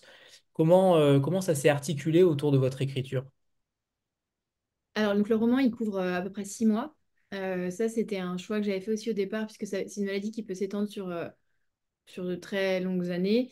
Moi, j'avais vraiment envie de donner une tranche de vie qui soit un moment où ça peut basculer dans un sens ou dans l'autre, où on sent que bon, une issue va se dessiner, mais on ne va pas forcément jusqu'à vraiment la fin de la maladie. Voilà, donc c'était volontaire que ce soit vraiment juste quelques mois, donc 6 mois. Et comment j'ai travaillé sur l'écriture, j'ai écrit de manière assez chronologique, donc tous les chapitres dans l'ordre. J'en ai rajouté quelques-uns en fait après avoir fait lire donc à mon petit groupe de bêta lecteurs préférés. Et puis après, une fois que c'était terminé, après l'avoir fait lire en entier à certaines personnes, on m'a dit que quelques personnages, on n'arrivait pas forcément à très bien cerner leur motivation, donc j'ai un peu étoffé quelques personnages. J'ai rajouté un ou deux chapitres, notamment pour clarifier les motivations du professeur de sport, qui a un rôle très important auprès de Thelma dans sa guérison, mais où on a besoin de vraiment comprendre ce qu'il a dans la tête pour pas faire un contresens complet de lecture du texte. Donc là-dessus, j'ai étoffé voilà, quelques personnages comme ça pour qu'il n'y ait pas de mépris. Parler de la construction, enfin de la focale qui s'élargit Ah oui. progressivement, parce que ça, c'est quand même une... Ouais, tout à fait. Donc c'est vrai que donc chaque chapitre, on est dans la conscience d'un des personnages. La majorité des chapitres, on est dans la conscience de Thelma. Mais c'est surtout vrai au début du livre. Et puis au fur et à mesure du livre, on va de plus en plus avoir des chapitres qui sont vus par la petite sœur, le père, la mère, la meilleure amie.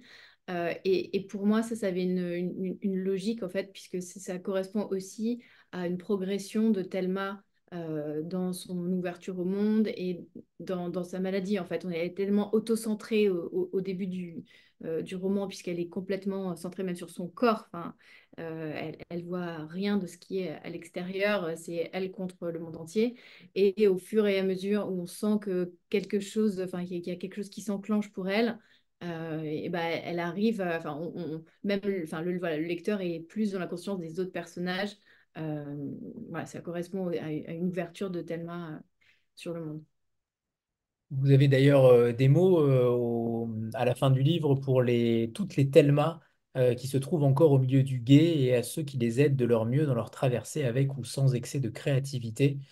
C'est intéressant aussi de leur dédier ce livre-là. Tout à l'heure, vous disiez qu'il n'y avait pas de visée, en effet, de visée, comment dire, médicale, bien entendu, mais quand même, j'imagine que si une fille, d'une adolescente de 15 ans lit ce livre-là, forcément, elle va s'identifier. Et justement, est-ce que vous considérez que on ne peut pas s'en sortir seul? Parce que les personnages secondaires ici, ils ont un rôle au-delà d'important. Est-ce que vous considérez que une fille, une adolescente seule, aujourd'hui, comme Thelma, potentiellement, aura beaucoup de mal à s'en sortir? Ouais, alors ça, oui. Moi, je suis pas médecin, mais je pense effectivement que sur une maladie mentale comme ça, le pronostic, il est extrêmement amélioré par l'entourage et par la prise en charge rapide. Donc, c'est pas seulement l'entourage, c'est évidemment un suivi médical et psychiatrique. Enfin, ça, c'est évident. Et dans ce que vous avez cité sur les remerciements, effectivement, la mention de l'entourage, pour moi, elle est hyper importante. Euh, C'était très intéressant dans l'écriture, justement, de papillonner de conscience en conscience, de personnage en personnage, et de voir comment chaque personne réagit à une épreuve qui touche une adolescente. Ça pourrait être autre chose que l'anorexie, à vrai dire. Ça pourrait être une conduite à risque quelconque. Enfin, mais ce qui était sur la mention de l'excès de créativité, effectivement, je pense que dans ça, on me l'a fait comme remarque. C'est vrai que les adultes dans Thelma, ils sont largement aussi paumés que les ados et ils essayent de leur mieux d'aider leurs enfants, mais c'est pas forcément avec des choix très avisés et parce qu'ils ont déjà tout essayé et puis que quand la rationalité marche pas, bah, après on en revient à des procédés un peu moins conventionnels, donc tout ce qu'ils peuvent, mais c'est pas forcément des méthodes très adaptées. Et alors, tout à l'heure, on parlait de peut-être votre terreau d'écriture, l'adolescence, ou en tout cas les jeunes femmes. Je sais que le 18 mai prochain sort un nouveau roman qui s'appelle Perséphone. J'aimerais que vous nous parliez peut-être de celui-ci aussi, puisque pour l'instant, vous êtes la seule autrice à avoir deux ouvrages aux éditions Fugue. C'est un honneur, j'imagine, d'avoir ouvert aussi les éditions Fugue. Est-ce que finalement, voilà, Perséphone, on voit aussi, alors je n'ai eu que l'argumentaire encore, puisque le livre n'est évidemment pas encore sorti, il sortira dans quelques mois, mais on a l'impression qu'on voit des liens avec Thelma, de ce que j'ai pu lire, et en même temps, elle s'en détache totalement, et j'ai l'impression aussi que la comédie prend un rôle un petit peu plus important que dans Thelma. Oui, je pense qu'effectivement, il y a un peu plus de comédie. Alors, pour dire deux mots de Perséphone, donc Perséphone, c'est pas le nom de l'héroïne, c'est le nom de l'entreprise montée par l'héroïne. Donc, c'est une start-up qui vous permet d'enregistrer des messages vocaux qui vont être stockés jusqu'à votre mort et ensuite envoyés après votre mort aux personnes que vous aurez désignées. Et ça peut être juste après votre mort ou ça peut être des années après, selon vos choix. Et donc, c'est l'histoire de la jeune femme une trentenaire qui crée cette entreprise. Et puis, donc, on la suit dans toute cette création d'entreprise et on rencontre les clients de cette entreprise, les gens qui reçoivent les messages et voilà, tout ce monde qui gravite autour de Perséphone. Et effectivement, enfin, le parallèle qu'on peut faire avec Thelma éventuellement, c'est que bon, bah, ça a parlé d'un sujet a priori grave et plombant. Donc là, c'est pas l'anorexie, c'est la mort. C'est pas beaucoup mieux.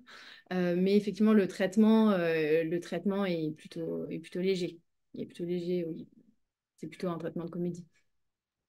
Parfait, parfait. Merci Caroline. Alors, je ne sais pas si vous avez pu préparer un extrait ou si c'est Gaël qui va s'y coller, je ne sais pas.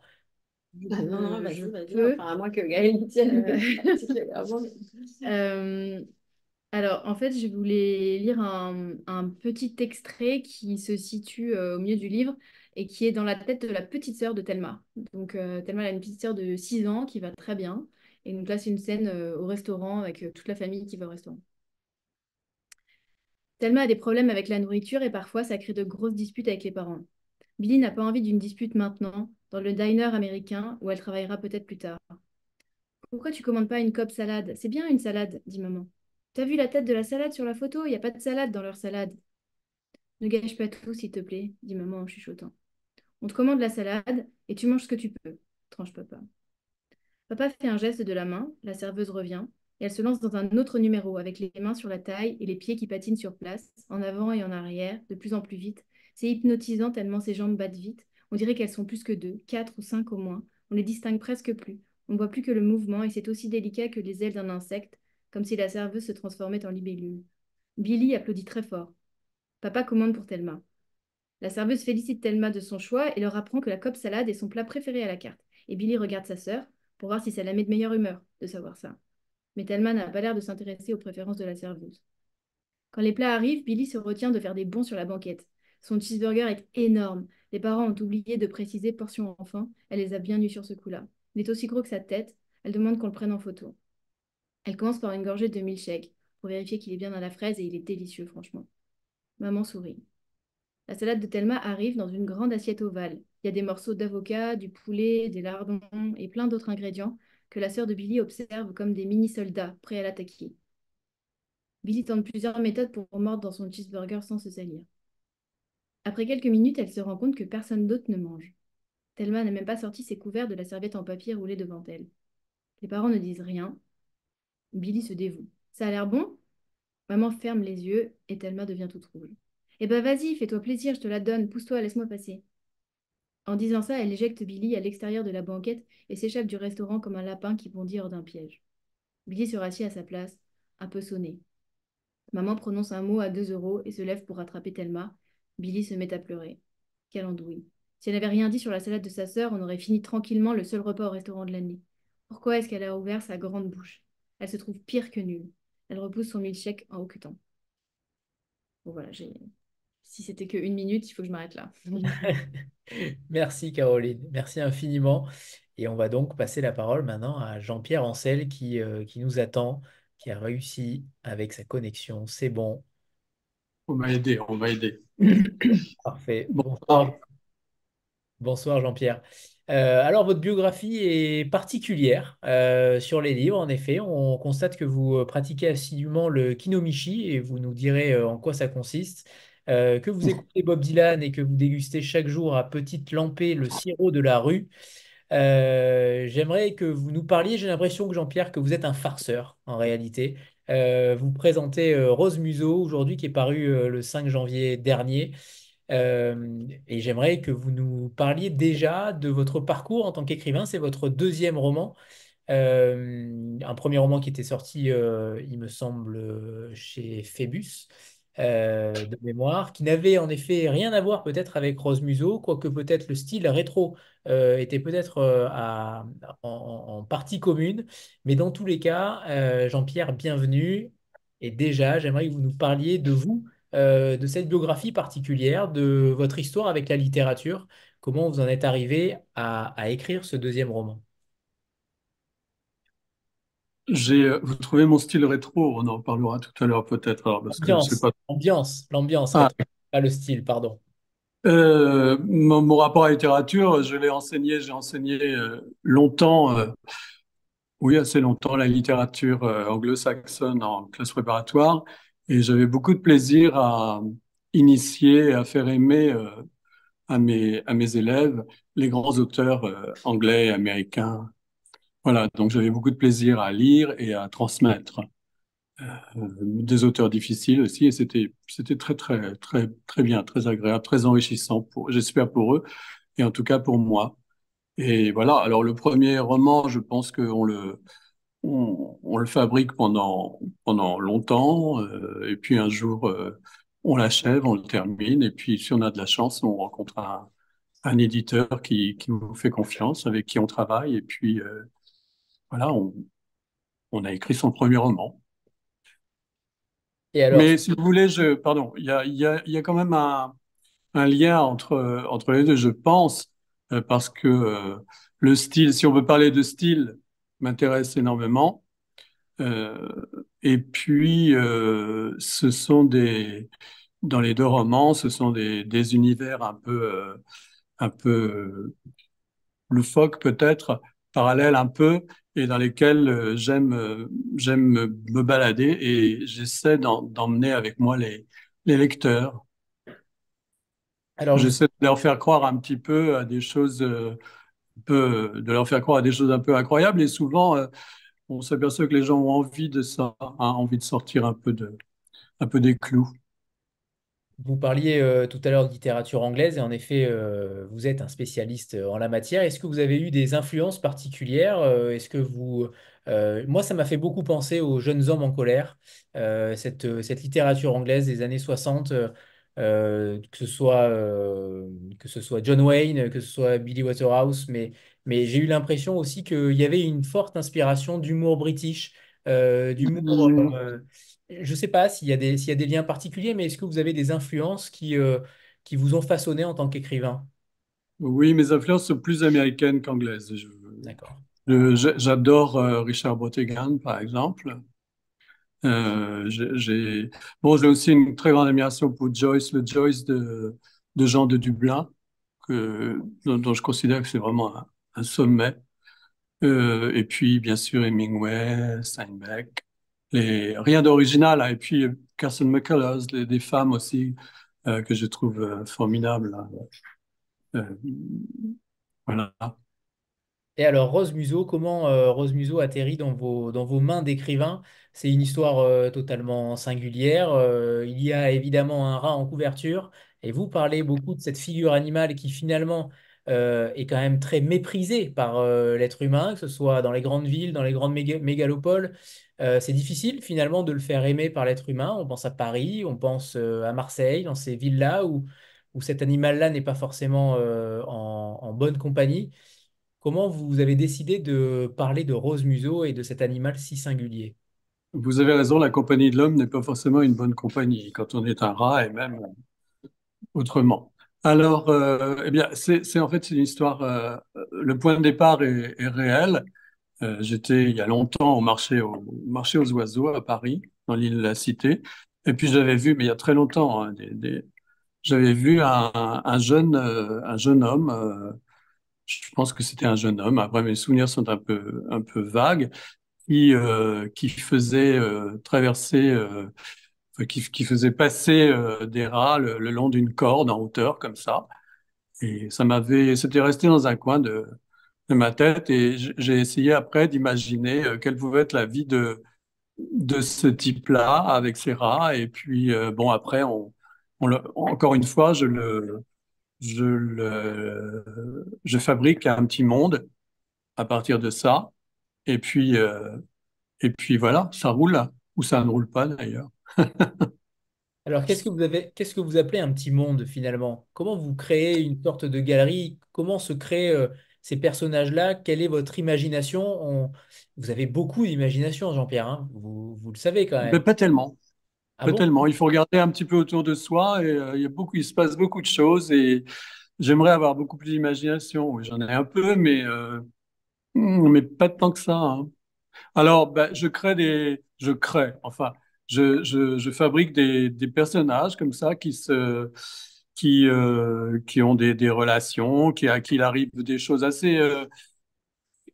qui pourraient arriver assez banales, enfin sans l'être vraiment. Si vous voulez, quand on pousse un petit peu la porte du banal, on va voir un petit peu derrière et puis c'est toujours assez intéressant, quoi. C'est ça que j'aime faire.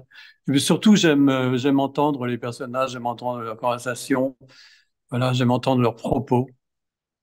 Alors, et ça, c'est en effet un immense gros point du livre, c'est la puissance des dialogues. Je ne sais pas où vous allez chercher tout cela, mais les dialogues sont d'une saveur très particulière. Est-ce que vous avez alors sans dévoiler vos talents d'écrivain et vos secrets d'écrivain, mais quand même, comment on crée des dialogues aussi pertinents, caustiques, drôles, loufoques? Est-ce qu'il y a une méthode, Écoutez, Jean-Pierre Ancel? tout, tout à l'heure, on parlait de musique. Eh bien, moi, je crois que j'ai l'oreille pour ça. J'écoute, j'invente un petit peu, puis j'écoute la phrase, j'écoute le dialogue, je vois s'il tient, s'il m'amuse. J'essaie d'utiliser un vocabulaire assez copieux, voilà, dans lequel on peut mordre, voilà. Et puis, quand ça tient la route, je le garde. Quand ça tient pas, je l'élimine. C'est assez délicat comme boulot, oui, mais ça me plaît beaucoup. D'ailleurs, le roman est souvent classé en roman noir. À mon sens, il n'a aucun genre défini, clairement. Il peut être classé à la fois en roman loufoque, mais malheureusement, les libraires n'ont pas cette case-là, ni tragicomique. Mais comment vous le classez finalement, ce roman? Est-ce qu'il est classable Moi, ou pas? écoutez, je laisse les lecteurs le classer. Je laisse les lecteurs le classer. Je fais très, très, très confiance aux lecteurs et je les laisse le poser sur l'étagère qui leur plaît, qui leur convient. Et puis s'ils en parlent autour d'eux, eh bien, ce sera à eux de le présenter, éventuellement de le définir. Mais d'un autre côté, ce n'est pas très satisfaisant d'être coincé dans une catégorie. Vous voyez, je pense que comment classer les grands auteurs? Moi, je m'en garde bien, hein. Je m'en garde bien. Vous voyez, Oui, je vois. Sauf je, si on veut me classer, qu'on me classe. Si on veut me classer, c'est pareil. Le roman, il existe, quoi. Voilà. Après, les lecteurs en font leur pâture.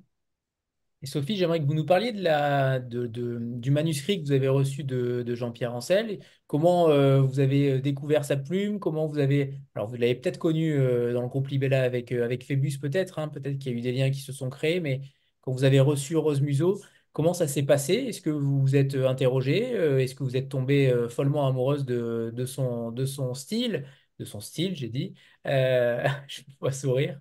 Racontez-nous l'histoire aussi, votre lien avec Jean-Pierre Ancel sur cette nouvelle aventure qui commence aux éditions Fugue. Ouais, alors c'est vrai que c'est une histoire, pour moi en tout cas, assez singulière. C'est une histoire là aussi, de fidélité ou de continuité, si on peut dire, mais qui ne se voit pas du tout, ou en tout cas qui fait illusion. Parce que figurez-vous que je ne connais pas du tout l'éditrice de Phébus qui a publié le premier livre de Jean-Pierre. Et j'étais partie du groupe Libella au moment où il est sorti et où la décision de cette parution a été prise. Donc en fait, ça n'est pas comme ça que j'ai connu l'écriture de Jean-Pierre, mais un peu quand même. C'est-à-dire que j'avais reçu ce texte quand j'étais, en effet, donc encore avant, mais j'étais déjà, enfin bref, j'étais encore chez Libella. Et, euh, et, et effectivement, je suis vraiment tombée dingue de cette écriture, de cet humour et de cette humanité, parce qu'effectivement, on parle de rats et de souris, mais moi j'ai l'impression que c'est plutôt nous, la petite souris, quand on lit les livres de Jean-Pierre. Et là, je range ces deux premiers romans dans la même boîte, puisque il faut parfois des boîtes. On est vraiment la petite souris qui se glisse et qui découvre, qui prête l'oreille au dialogue, en effet. De ces personnages et qui découvre cette humanité très chamarrée, très diverse, très émouvante et très drôle, voilà, qu'il dépeint, qu'il invente, avec beaucoup d'empathie et de fantaisie à la fois. Donc voilà, j'avais donc tout ça pour dire, déjà lu ce premier livre de Jean-Pierre, mais on ne se connaissait pas du tout. Voilà, je ne l'avais pas rencontré. Euh, et puis, c'était la fin de la collection Qui Vive, c'était la veille de mon départ du groupe, donc ça n'était pas du tout le bon moment pour moi pour publier ce premier livre-là. Et donc, j'ai été très heureuse que le deuxième se présente à nouveau sur ma route quelques années plus tard. Donc, Jean-Pierre n'en a rien su de cette première lecture que j'avais faite à l'époque. J'ai pas eu l'opportunité de lui déclarer ma flamme en direct, mais voilà, c'est chose faite. Bon, je lui ai déjà raconté cette histoire, mais en tout cas, sur le moment, voilà, je lui en avais pas parlé. Mais pour moi, ça a été voilà, une espèce de petit signe du destin comme ça, qu'il fallait que décidément nos routes se croisent et que voilà, moi, encore une fois, j'ai autant aimé le deuxième que le premier. Et voilà, pour moi, c'était une continuité et pas une première découverte finalement. Si vous voulez rebondir, Jean-Pierre, c'est le moment. Non, je suis très heureux d'avoir pu travailler avec Sophie. J'espère qu'on le fera encore. On a besoin d'être encouragé. Enfin, à chaque étape, à chaque moment, il y a toujours, bon, tout le monde le sait, hein, des moments de découragement un peu. Et puis, donc, c'est très très bien d'avoir quelqu'un enthousiaste et qui vous dit allez, on avance. Alors, Sophie parlait justement de la comparaison avec les hommes. Ça peut être en effet une grande métaphore aussi.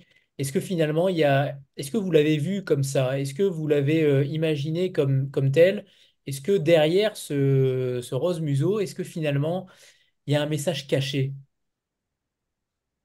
Il y en a peut-être un, mais ce sera pas moi, ce ne sera pas à moi de le trouver. Hein.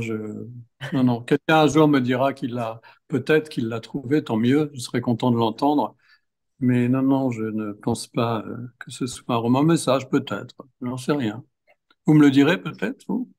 Ouais, on voit beaucoup de choses. En tout cas, on voit à chaque passage, on voit qu'il y a des ressemblances en effet avec l'être humain, mais pas forcément totalement. On sent que Hmm. surfer sur le fil de la crête, sur la crête, sur un chemin de crête, on a l'impression que ça nous ressemble beaucoup et finalement pas tant que ça. Vous êtes habile, c'est le moins qu'on puisse dire. Mais j'aimerais que vous nous parliez de ces personnages-là aussi. Ils ont des noms particuliers. Ils s'appellent Urbain, ils sont surnommés parfois Belette, Modard. Ils ont quand même des particularités, on les imagine parfaitement dans un film extrêmement coloré, dans un film parfois même en noir et blanc. Comment vous les avez façonnés, ces personnages-là? Ils sont quand même extrêmement attachants. C'est quand même curieux d'avoir une telle puissance. Alors, ce n'est qu'un deuxième roman, mais on a l'impression que vous écrivez déjà depuis si longtemps pour avoir une telle force comment dire, dans le placement de chaque dialogue, certes, mais aussi le placement de chaque caractéristique de chaque personnage. Est-ce que vous avez quelque chose à nous raconter aussi sur la façon dont vous décrivez des personnages? Quand j'entre dans le monde, dans leur monde, je les suis. En réalité, je n'ai qu'à les observer, à les écouter. Il faut d'abord, il faut entrer chez eux, quoi. Hein, c'est ça. Je suis à leur écoute. Je les observe, je les regarde. Les noms des personnages, alors oui, oui, j'attache beaucoup d'importance à cela, et je me souviens. Jadis, un de mes profs me parlait de Dickens. Et je ne veux pas, bien sûr, me comparer, hein, faut pas, mais il disait que Dickens remplissait des pages et des pages de cahiers avant de trouver le nom d'un personnage, par exemple. Oui. Et ça m'est resté, ça. Je ne les appelle pas à la légère. Je ne les nomme pas à la légère. Vous disiez que vous entriez dans ce monde-là, mais finalement, est-ce que vous en sortez? Est-ce que vous arrivez à sortir de ce monde-là une fois l'écriture du roman terminée ou Bah, vous habitez constamment? j'espère que j'en sors un peu, mais il m'arrive d'avoir envie d'y retourner. Oui, le monde, le nôtre, le vôtre et le mien, parfois sont un peu décevants pour dire le moins. Donc, si on peut aller ailleurs, c'est aussi bien, parfois. Très bien, très bien. Là, vous avez compris le message peut-être derrière le livre. Après Rose Museau, qu'est-ce qu'on écrit finalement? Est-ce que vous êtes en écriture? Est-ce que vous êtes rentré dans un dans un nouvel univers? Est-ce Oui, que oui, je vous réponds carrément oui. Et celui-là me donne beaucoup de fil à retordre. Et Jean-Pierre, il faut qu'on parle. Absolument. est-ce qu'on peut avoir quelques petits indices ou pas du tout? C'est encore Euh, l'état c'est, d'ébauche. c'est un petit peu, pour le moment, il est peu, euh, un peu fantastique. Mais je sais pas. Si vous voulez, je considère que j'écris baroque. Baroque. Ouais. Débrouillez-vous avec ça. Merci, Jean-Pierre. Alors, est-ce que vous avez préparé un petit extrait à nous lire, Jean-Pierre? Oui. Eh bien, c'est parfait, c'est à vous. On va terminer la rencontre sur cet extrait. Suivi de Modard, Belette avait rejoint son père. Oh, ben ça, le v'là sur le dos à présent. Il m'avait dit qu'il faisait jamais ça, les rats, de se mettre sur le dos. Il me l'a dit, non? Jamais, fit le dresseur. Et regarde ses pattes.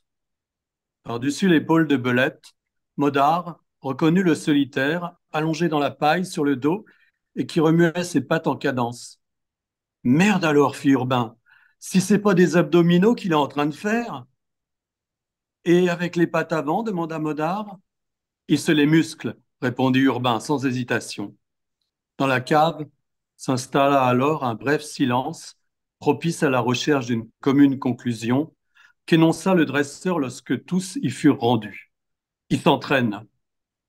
Après quelques nouvelles séries de battements et de ciseaux, le rat se remit sur ses pattes et se dirigea vers l'abreuvoir. Il avala quelques longues gorgées d'eau, se secoua et retourna dans son coin, indifférent à son entourage. C'est quoi là, sous la paille demanda Belette. Du bout de son museau, le rat s'était affairé à dégager un objet qu'à l'évidence il réservait à son usage exclusif. Un objet précieux et qu'on ne partage pas. Il s'assura d'un regard circulaire que personne ne s'approchait. Ma pierre s'exclama Urbain. Ma pierre d'affûtage, expliqua-t-il à Modard, celle que je cherchais tout à l'heure dans la cuisine. Eh, lui, il le savait où qu'elle était, dit Belette. Tiens, mais il voit à quoi qu'il s'en sert. Ils se penchèrent tous les trois un peu plus près. Le rat besognait à s'aiguiser les incisives sur la pierre. Celle du haut d'abord, puis celle du bas.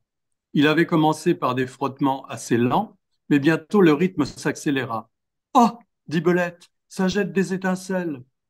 Sacré brosse à dents, remarqua Modard, qui depuis un moment ne trouvait rien de bien malin à dire. Ça, déclara le dresseur, c'est des emmerdements qui commencent, et des sérieux. Merci Jean-Pierre. Et vous avez donc vu la gouaille des personnages parfaitement incarnés par Jean-Pierre Ancel. Merci beaucoup. Je ne sais pas d'ailleurs si le texte va être lu en audio. On avait dit tout à l'heure, on en a parlé. Je ne sais plus s'il va être lu par Jean-Pierre ou par quelqu'un d'autre. Est-ce que c'est dans les petits tuyaux ou pas du tout? On l'espère vivement, on y travaille. Eh oui, parce que clairement, la langue a une telle importance dans ce livre-là que ce serait dommage de s'en priver. Absolument. Merci, merci infiniment à tous les cinq, à Olivier Bellamy, à Jean-Pierre Ancel, Gaël Bello, Sophie Bogart et Caroline Bouffot, qu'on va retrouver donc bientôt. On aura un peu plus de temps pour parler de Thelma avec grand plaisir. Et on vous souhaite évidemment le meilleur pour cette aventure éditoriale qui s'annonce, qui commence déjà depuis longtemps et avec les nombreuses casquettes que vous avez, clairement, c'est du boulot. Merci infiniment à tous les cinq. Et merci à tout le monde et on se retrouvera peut-être une prochaine fois avec grand plaisir. Merci à vous, merci à tous. Au revoir à tous et à toutes. Au revoir tout le monde.